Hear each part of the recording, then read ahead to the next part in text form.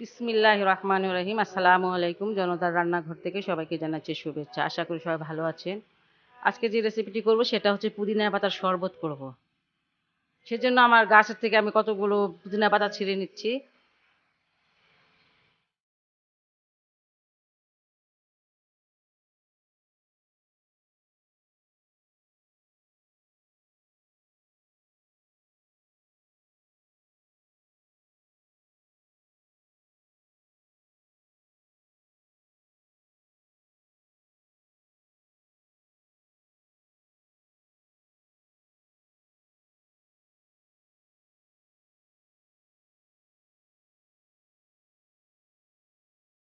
এখন আমি এগুলো খুব ভালো করে ধুয়ে নিচ্ছি।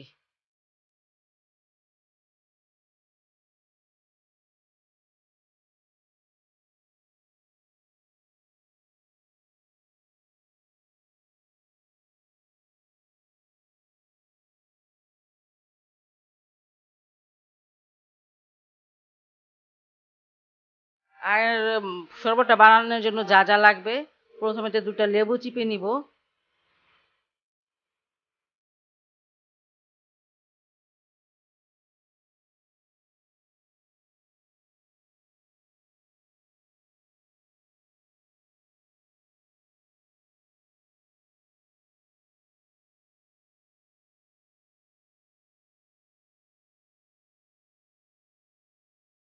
এখানে আমি 400 গ্রাম পানি দিয়ে দিলাম আর একটা ঠান্ডা পানি। ঠান্ডা পানিটা নিতে হবে, কারণ এই শরবতটা ঠান্ডায় খুব ভালো লাগে। একদম খুব মজার একটা শরবত। না বানিয়ে খেলে বুঝবেন না। আর এখানে আমি দিয়ে দিচ্ছি চিনিটা হচ্ছে আপনার পছন্দ অনুসারে দেবেন। এখানে আমি 6 চামচ চিনি দিয়ে দিয়েছি, কারণ এটা একটু মিষ্টিটা বেশি না দিলে ভালো লাগে না খেতে।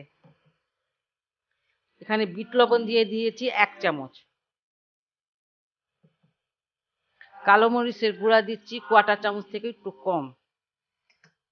আর ভাজা জিরার গুঁড়াটা আমি এটাতে দিই, খুবই ভালো লাগে, এটাও 1/4 চামচ।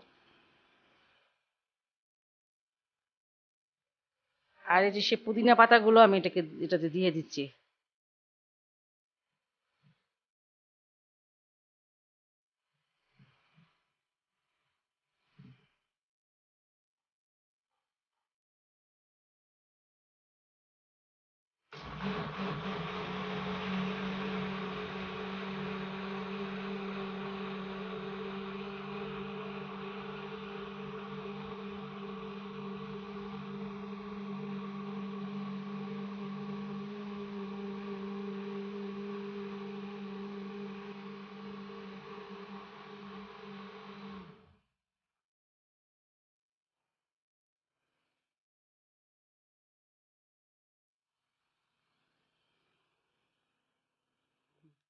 এখানে আমি লেবুর রসটা দিয়ে দিচ্ছি।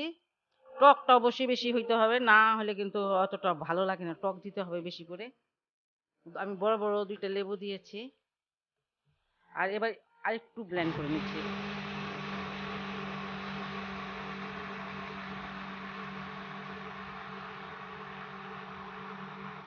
ব্যাস হয়ে গেল ব্লেন্ড করা আমার। শরবতটা এখন আমি ছেঁকে নিব।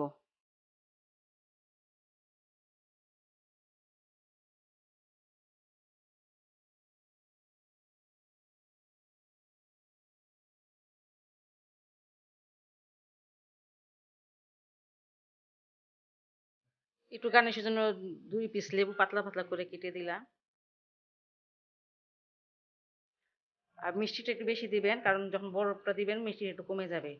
সেই হিসাবে একটু মিষ্টিটা বেশি দিতে হয়। এত মজার একটি শরবত আপনারা যদি না বানিয়ে খান তাহলে একদমই বুঝবেন না। একদম এই গরমের মধ্যে, প্রচুর গরম, একদম রিফ্রেশ হয়ে যাবেন।